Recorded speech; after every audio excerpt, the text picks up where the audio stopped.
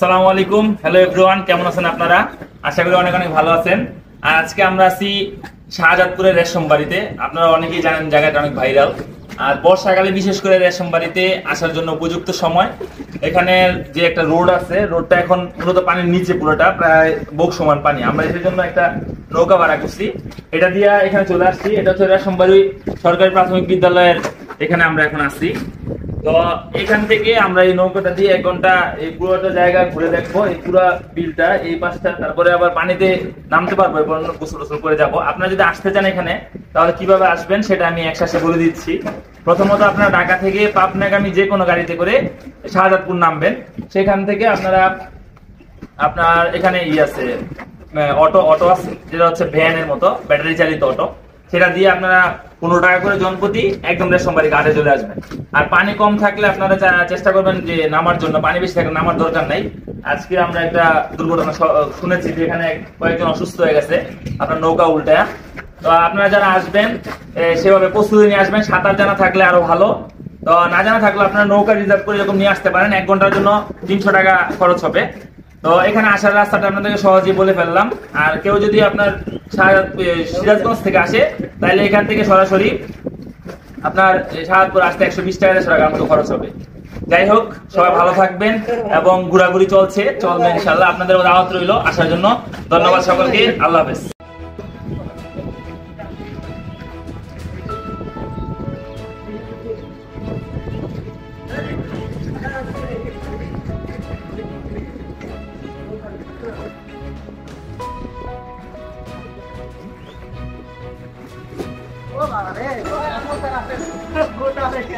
কেমন লাগতেছে এখানে আইসা? অনেক জোর। সবাই আপনারা এখানে আসবেন, আশা করি অনেক ভালো লাগবে।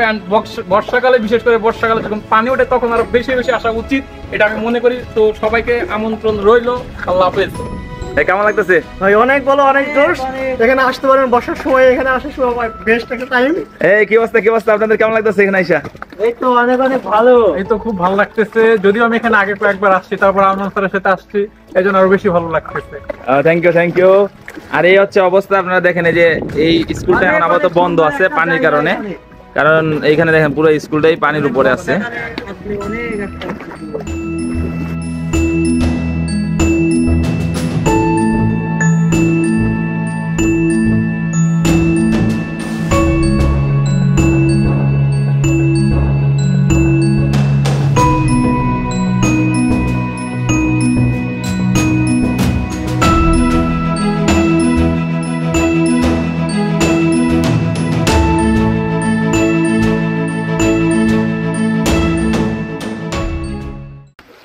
এটা হচ্ছে আপনার স্কুলের নিচতলায়, চারদিকে পানি, পিছনে দেখতেছেন আপনারা।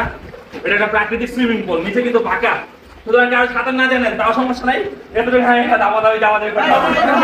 এখানে আমরা সুইমিং পুলের মতো গোসল করতেছি। সকলে দেখেন, এখানে হচ্ছে একটা স্কুল যেখানে পানি দিয়ে ভর্তি হয়ে গেছে।